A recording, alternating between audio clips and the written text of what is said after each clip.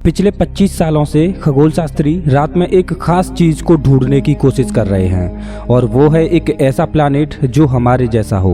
वैसे तो वैज्ञानिकों ने बहुत सारे प्लैनेट्स को खोज निकाला है, लेकिन हमारी पृथ्वी जैसे ग्रह की खोज अभी भी जारी है। वैज्ञानिकों को इस यूनिवर्स में अभी तक ऐसे ऐसे प्लैनेट्स मिल चुके हैं जिनकी कल्पना करना भी हमारे लिए असंभव लगती है। अभी से लगभग 400 साल पहले एक फिलोसोफर ने एक सवाल उठाया कि अगर रात में हम जिन तारों को देखते हैं और वो हमारे सूर्य जैसे हैं, तो क्या उनके भी अपने प्लैनेट्स हो सकते हैं? आने वाली 4 सदियों तक इस सवाल का जवाब किसी के पास नहीं था। जब 1990 के दशक में स्पेस एक्सप्लोरेशन को बढ़ावा दिया गया, तब खगोलविदों ने दूर दिखने वाले टिमटिमाते तारों के ग्रहों को खोजना शुरू किया। तब 400 साल पहले उठे सवाल का जवाब मिला। लेकिन शुरुआती दौर में वैज्ञानिकों को जो मिला उसने विज्ञान जगत में खलबली मचा दी। हमारे सोलर सिस्टम के बाहर मिला सबसे पहला कंफर्म प्लैनेट किसी सूर्य की तरह किसी चीज का चक्कर नहीं काट रहा था, बल्कि वो ब्रह्मांड की एक खतरनाक और मिस्टीरियस चीज का चक्कर काट रहा था, जो था एक पल्सर। आपको बता दें कि पल्सर ब्रह्मांड में मौजूद एक ऐसी चीज है जिसकी डेंसिटी इतनी ज्यादा होती है कि एक चम्मच पल्सर के मटेरियल का मास एवरेस्ट के जितना होगा। ये पल्सर अपनी एक्सिस पर इतनी तेज घूमते हैं कि जिसकी वजह से इनसे लाइट और रेडिएशन की बीम निकलती हैं, जो किसी भी प्लैनेट को तबाह कर सकती हैं। दरअसल किसी तारे में सुपरनोवा विस्फोट के बाद पल्सर स्टार का जन्म होता है, जिसे न्यूट्रॉन स्टार भी कहते हैं। सुपरनोवा विस्फोट इतना तेज होता है कि उसके आसपास मौजूद सभी ग्रह डिस्ट्रॉय हो जाते हैं। कोई भी प्लैनेट किसी सुपरनोवा विस्फोट को तब सहन कर पाएगा जब वो किसी टफ मटेरियल से बना हो। वैज्ञानिक भी हैरान थे कि उन्होंने जिस ग्रह को खोजा है वो आखिर किस मटेरियल से बना है जो इतने बड़े सुपरनोवा विस्फोट को सहन कर गया। 2011 में वैज्ञानिकों को एक क्लू मिला जब उन्होंने ऐसे ही एक पल्सर स्टार का चक्कर लगाते हुए एक ग्रह को खोजा। ये ग्रह साइज में पल्सर स्टार से 3000 गुना ज्यादा बड़ा था। जब वैज्ञानिकों ने इस तारे की और तहकीकात की तो उन्हें पता चला कि ये प्लैनेट एक ऐसे खास मटेरियल से बना है जिसकी पृथ्वी पर बहुत ज्यादा कीमत है। जी हाँ दोस्तों, ये प्लैनेट डायमंड यानी हीरे का बना हुआ है। सोचो इस डायमंड प्लैनेट का चमकीला सरफेस कितना खूबसूरत दिखता होगा, लेकिन आप इस खूबसूरत दिखने वाले ग्रह पर फिर भी नहीं जाना चाहोगे, क्योंकि इसकी ग्रेविटी पृथ्वी से 15 गुना तेज है, जो किसी भी इंसान को कुचलकर एक पेस्ट की तरह बना सकती है। इस ग्रह को देखने के बाद वैज्ञानिकों के मन में एक सवाल उठने लगा कि आखिर इतना बड़ा डायमंड प्लैनेट बना कैसे। इसके लिए वैज्ञानिक एक थ्योरी देते हैं कि हो सकता है कि ये डायमंड प्लैनेट कभी एक तारा रहा होगा जो अपने से कई गुना बड़े तारे से बाइनरी स्टार सिस्टम के तहत जुड़ा होगा। आपको बता दें कि बाइनरी स्टार सिस्टम में 2 तारे होते हैं जो एक दूसरे का चक्कर लगाते हैं। जब उस बाइनरी स्टार सिस्टम के बड़े तारे में सुपरनोवा विस्फोट हुआ होगा तो उस विस्फोट को छोटा स्टार सहन कर गया होगा, और जब छोटे स्टार का फ्यूल खत्म हो गया होगा तब वो एक व्हाइट ड्वार्फ बन गया होगा। समय के चलते पल्सर स्टार की ग्रेविटी ने व्हाइट ड्वार्फ की आउटर लेयर के हल्के एलिमेंट्स जैसे हाइड्रोजन और हीलियम को अपनी ओर खींच लिया होगा, और कार्बन के केवल वही मॉलिक्यूल्स बचे होंगे जिनको इस तारे ने अपनी पूरी जिंदगी जलते हुए प्रोड्यूस किया होगा। और ग्रेविटी की वजह से इतना हाई प्रेशर रहा होगा कि कार्बन मॉलिक्यूल्स क्रिस्टलाइज होकर डायमंड में बदल गए। लेकिन ये डायमंड प्लैनेट हमेशा ऐसा नहीं रहने वाला। पल्सर स्टार का चक्कर लगाते लगाते ये प्लैनेट उसके करीब आ जाएगा और पल्सर की हाई ग्रेविटी की वजह से ये टूटकर बिखर जाएगा। दरअसल वैज्ञानिकों की स्पेस में खोज डायमंड प्लैनेट की नहीं, बल्कि एक ऐसे एक्सो प्लैनेट की है जो हमारी पृथ्वी की ही तरह हो।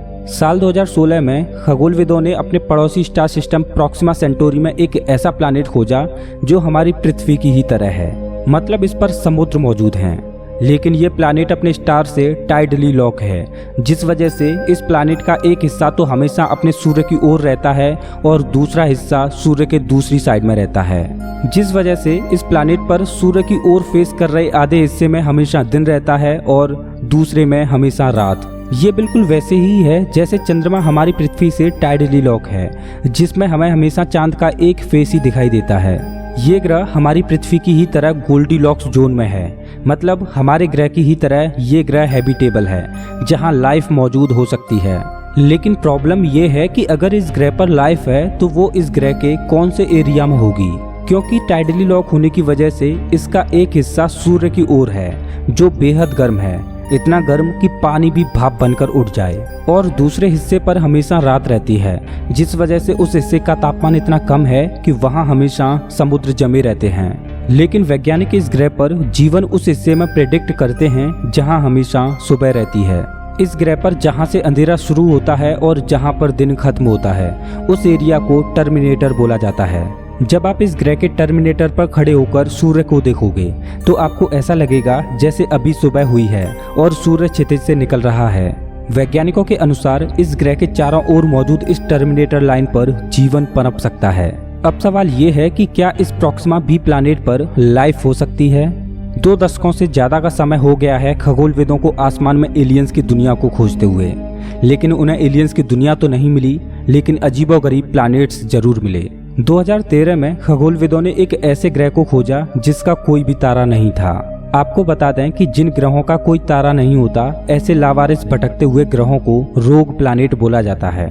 और ऐसे भटकते हुए लावारिस ग्रह हमारी गैलेक्सी में बिलियंस की तादाद में हैं। लेकिन 2013 में खगोलविदों ने जो ग्रह खोजा था वो कुछ अजीब था। जैसा कि हम जानते हैं कि कोई ग्रह ठंडा है या गर्म, ये इस बात पर डिपेंड करता है कि वो ग्रह अपने होस्ट स्टार से कितना दूर है। और जिस ग्रह का कोई तारा ही नहीं, वो तो निश्चित तौर पर ठंडा ही होना चाहिए। लेकिन जो ग्रह वैज्ञानिकों को मिला था वो इसके विपरीत था। ये गैसीय प्लैनेट इतना गर्म था कि इसका तापमान 760 डिग्री सेल्सियस से भी ज्यादा था। एक बात जो वैज्ञानिकों को हैरान करती है वो ये कि बिना किसी तारे के ये ग्रह इतना गर्म क्यों। वैज्ञानिक इसके पीछे एक थ्योरी देते हैं कि जब कोई नया सोलर सिस्टम बनता है तो उस तारे के आसपास नए बेबी प्लैनेट्स भी जन्म लेते हैं, और अपने शुरुआती दौर में कोई भी प्लैनेट बहुत ज्यादा गर्म होता है। जब नए सोलर सिस्टम का निर्माण होता है उस दौर में प्लैनेट्स का पाथ फिक्स्ड नहीं रहता, जिस वजह से या तो वो आपस में टकरा जाते हैं या अपने तारे के ग्रेविटेशनल फील्ड को छोड़कर बाहर निकल जाते हैं। तो क्या 2013 में वैज्ञानिकों ने जो रोग प्लैनेट खोजा था वो एक बेबी प्लैनेट था? यूं तो 2009 के बाद से केपलर ने अंतरिक्ष विज्ञान में तहलका मचा दिया है। केपलर ने काफी एक्सोप्लैनेट्स खोज निकाले हैं। केपलर ने अपनी खोज करने की जर्नी में कुछ ऐसा खोज निकाला जिसने पूरी दुनिया में तहलका मचा दिया। आमतौर पर खगोल शास्त्री जब किसी ग्रह को खोजते हैं तो उसका एक तरीका होता है, वो ये कि खगोल शास्त्री किसी स्टार की इंटेंसिटी को ऑब्जर्व करते रहते हैं। अगर उस तारे का कोई ग्रह है तो जब वो परिक्रमा करते हुए उस तारे के सामने से गुजरता है तो उस तारे की इंटेंसिटी कम हो जाती है। ये बिल्कुल वैसे ही होता है जैसे सोलर एक्लिप्स हो। जब ग्रह तारे के सामने से गुजर जाता है तो तारा फिर से फुल इंटेंसिटी के साथ चमकने लगता है। इंटेंसिटी में आया बदलाव ही बताता है कि तारे का कोई ग्रह है या नहीं। जब केपलर एक तारे को ऑब्जर्व कर रहा था तो उसने कुछ मिस्टीरियस नोटिस किया। उस तारे की चमक में कुछ ज्यादा ही कमी हो रही थी। अगर कोई जुपिटर के साइज का प्लैनेट भी उस तारे का चक्कर लगा रहा होता तब भी ब्राइटनेस में इतनी कमी नहीं आती। मतलब साफ है कि उस तारे के आसपास कुछ मिस्टीरियस ऑब्जेक्ट चक्कर लगा रहा है। लेकिन क्या अगर केपलर की रीडिंग्स सही हैं तो कोई बहुत बड़ी और अजीब चीज उस तारे के चारों ओर घूम रही है। वैज्ञानिक इस बड़े ऑब्जेक्ट के बारे में एक थ्योरी देते हैं, वो ये कि हो सकता है कि उस तारे के किसी ग्रह पर कोई हाईली एडवांस्ड एलियन सभ्यता हो जिसने अपने पड़ोसी ग्रह को तोड़कर बड़े बड़े सोलर पैनल्स बनाए हों जिससे कि वो तारे की ऊर्जा को इस्तेमाल कर पाएं। मैं जानता हूँ कि ये सुनने में थोड़ा अटपटा और साइंस फिक्शनल लग रहा है। वैसे इस टेक्नोलॉजी को डायसन स्फीयर कहा जाता है। इस टेक्नोलॉजी में तारे के चारों ओर एक बड़ा सा स्ट्रक्चर तैयार किया जाता है जिसकी सहायता से तारे की ऊर्जा को कलेक्ट किया जाता है। तो कहीं ऐसा तो नहीं कि केपलर ने कोई डायसन स्फीयर खोज निकाला हो? इस तारे की इंटेंसिटी में इतनी कमी आई है कि वैज्ञानिक मानते हैं कि उनका डायसन बहुत बड़ा होगा। लेकिन सवाल ये है कि क्या ये वैज्ञानिकों की कोरी कल्पना है या ये असली है? इस सवाल का जवाब ढूंढने के लिए सैटी ने अपने सभी एंटीनाओं को इस उम्मीद के साथ इस तारे की ओर मोड़ा कि अगर कोई एलियन सिविलाइजेशन इतना बड़ा डायसन बना रही है तो उनके वर्कर्स के बीच कोई ना कोई रेडियो कम्युनिकेशन तो होता ही होगा। लेकिन अफसोस, सैटी को ऐसा कोई भी रेडियो सिग्नल नहीं मिला जो साबित कर सके कि वहाँ कोई कम्युनिकेशन हो रहा है। वैसे खगोल शास्त्री अभी भी इस तारे को ऑब्जर्व कर रहे हैं। हम उम्मीद करते हैं कि जल्द ही इस तारे के रहस्य से पर्दा उठे। वैसे वैज्ञानिकों ने अजीबोगरीब ग्रह खोजे जरूर हैं, लेकिन सबसे अजीब ग्रह तो हमारी पृथ्वी ही है जिसने ऐसा एनवायरनमेंट पैदा किया कि हम जैसी ऑर्गेनिज्म विकसित हो पाई।